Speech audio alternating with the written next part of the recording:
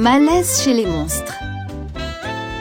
Dans le monde des monstres, Sully est un monstre très sympathique qui travaille comme terreur d'élite.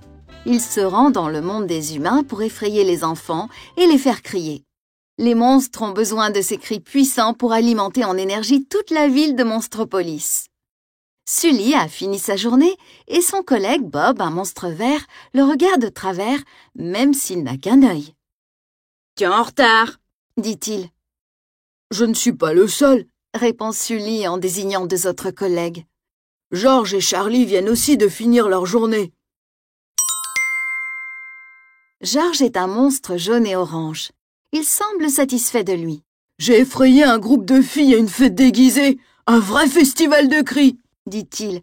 « Elles étaient habillées en lapin, c'était très drôle. » Mais lorsqu'il se retourne, Bob et Sully ouvrent de grands yeux. Quelque chose est accroché à sa queue.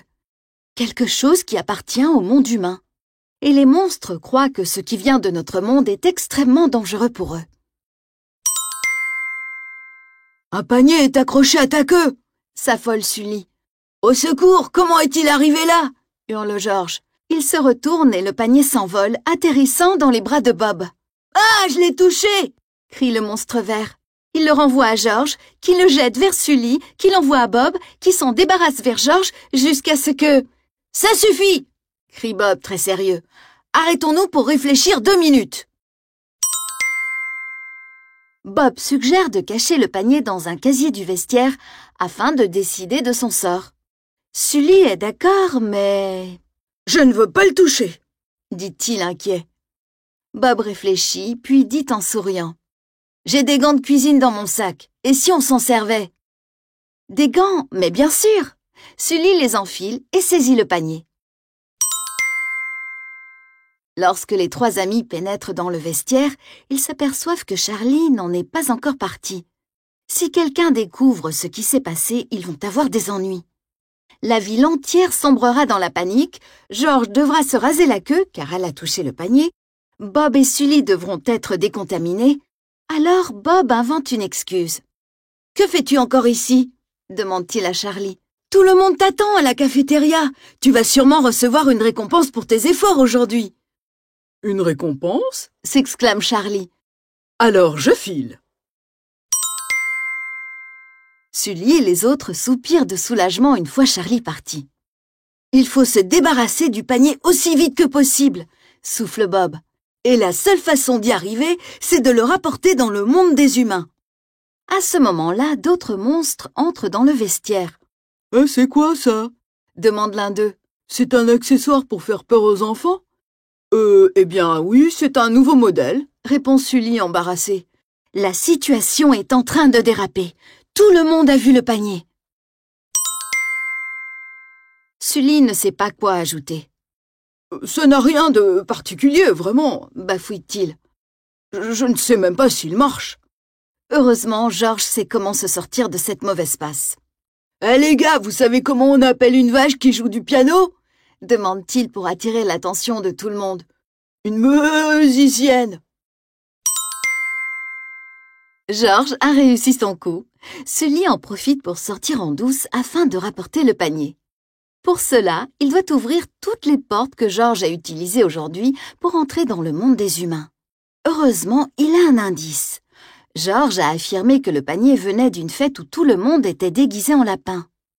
La première porte s'ouvre sur une chambre où 2 enfants sautent sur leur lit. Pas de lapin ici, il doit essayer ailleurs. Après avoir ouvert une deuxième porte, Sully entre dans la chambre d'un enfant qui campe. Pas de lapin ici non plus.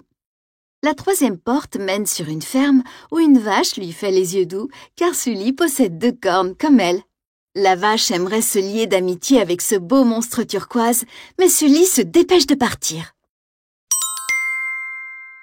Finalement, Sully entre dans une chambre pleine de petites filles endormies. Elles portent des oreilles de lapin et ont toutes posé leur panier rempli d'œufs de Pâques à côté d'elles. Toutes sauf une. « Tu es le lapin de Pâques ?» demande-t-elle. Elle regarde Sully en pleurant. Le monstre comprend. Elle est triste car elle est la seule sans panier puisque George l'a emporté sans le vouloir. Voilà pourquoi elle espère que Sully est celui qui va le lui rapporter. Sully est un monstre, une terreur d'élite. Normalement, les enfants crient quand ils le voient. Et pourtant, tout ce qu'il veut, c'est redonner le sourire à cette petite fille triste. « Bien sûr que je suis le lapin de Pâques !» dit-il. La petite fille renifle et le regarde surprise. « Mais et tes oreilles, où sont-elles » demande-t-elle. Sully, qui n'a plus peur de toucher le panier, place rapidement les gants de cuisine sur ses cornes. « Les voilà, qu'est-ce que tu en penses ?» dit-il en remettant son panier à la petite fille. La fillette est enchantée. Et pourtant... « Pourquoi tu ne sautes pas ?» interroge-t-elle. « Les lapins de Pâques sautent ?» « Si c'est ce que tu veux. » Sully se met à bondir dans la chambre. « Et maintenant, ferme les yeux et dors !» chuchote-t-il. Ainsi, lorsque l'enfant s'endort, Sully quitte la pièce en sautillant comme un lapin. Son grand cœur aussi fait des bonds car il est très ému et, pour la première fois, il se sent monstrueusement attendri.